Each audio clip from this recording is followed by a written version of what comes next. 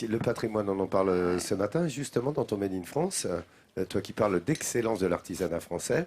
Nathalie Schrein-Germain, tu voulais évoquer ce patrimoine, Mais la oui. restauration du patrimoine. Parce que si notre France est aussi belle, si elle est encore aujourd'hui la première destination touristique au monde, eh bien, on le doit en partie à nos tailleurs de pierre, à nos maçons, à nos ébénistes, à tous ces artisans qui font un formidable travail d'entretien.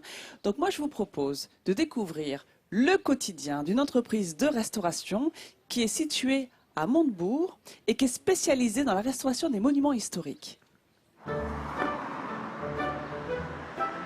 Dans la commune de Montebourg, une entreprise se distingue depuis plus de 30 ans par son savoir-faire.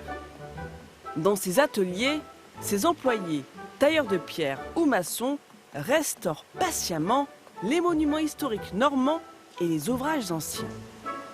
Cédric, son directeur, est entré dans l'entreprise il y a plus de 15 ans avec juste un CAP tailleur de pierre en poche. Celle-ci et celle-ci qui font 30 de profondeur, impeccable. Et pour son futur chantier, il vient de se faire livrer ces gros blocs de pierre. Nous avons fait venir ces pierres pour un chantier de restauration, l'abbaye de Joué-Mondé, un chantier qui devrait durer 18 mois. Donc c'est une abbaye en pierre calcaire. Nous avons été choisir ces blocs dans la carrière de Creully, qui a servi à la construction de cette abbaye. Pour voir si les pierres sont de qualité, en carrière, on les sélectionne visuellement. Ensuite, avec un marteau, on sonne une extrémité. On regarde si la propagation du son va bien à l'autre extrémité. Dans ce cas, elle est saine. Si ce son est interrompu, ça voudra dire qu'on a un poil dans la pierre. Donc c'est une fissure traversante. Et donc cette pierre sera propre au chantier. Pour préparer le travail des tailleurs de pierre, ces blocs vont être tranchés. Ils sont en calcaire, une roche particulièrement facile à travailler. Les dents de cette scie circulaire sont en carbure de tungstène, une matière hautement résistante, capable de tronçonner les pierres les plus dures. Et pour les dimensions, Cédric travaille à partir de relevés réalisés par les architectes spécialisés dans la restauration du patrimoine classé.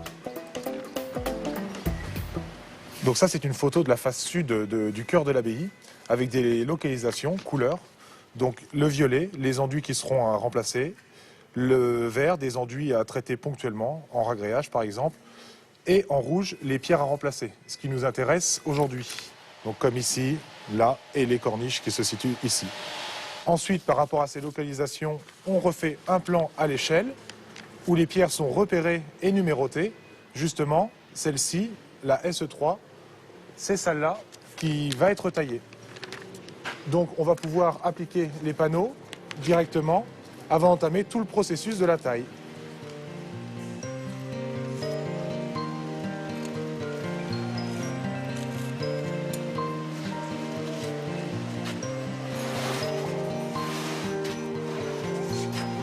Bien sûr, pour ces chantiers à grande échelle, le marteau a fait place à la modernité.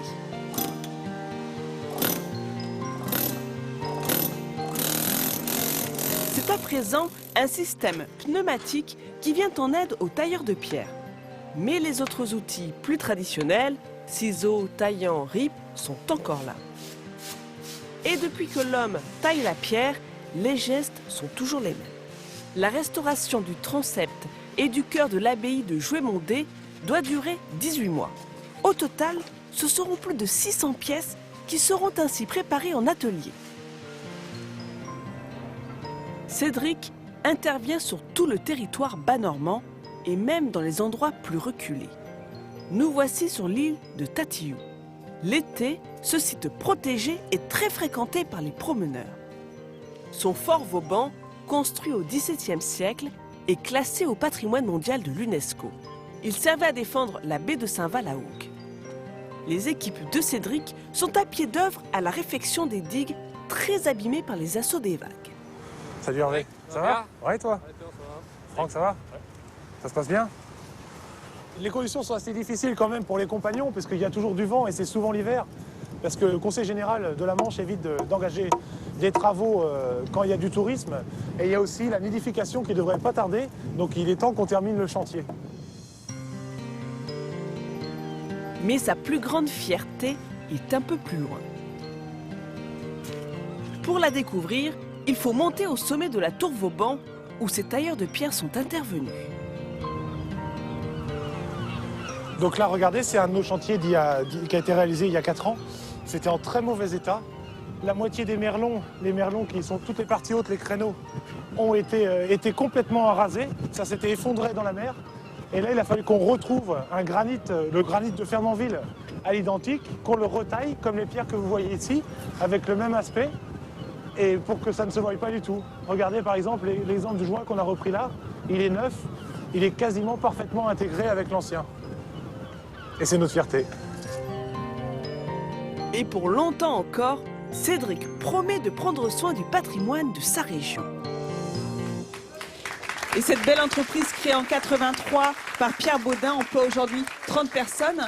Et la Manche, elle a cette particularité d'avoir une diversité incroyable de matériaux, d'où la beauté des paysages et ici, de l'architecture les pierres locale. taillées de granit Exactement. sont magnifiques, hein, jusqu'au phare, il y en a 11 000 En totale dans le phare, harmonie c'est avec le incroyable. bâti.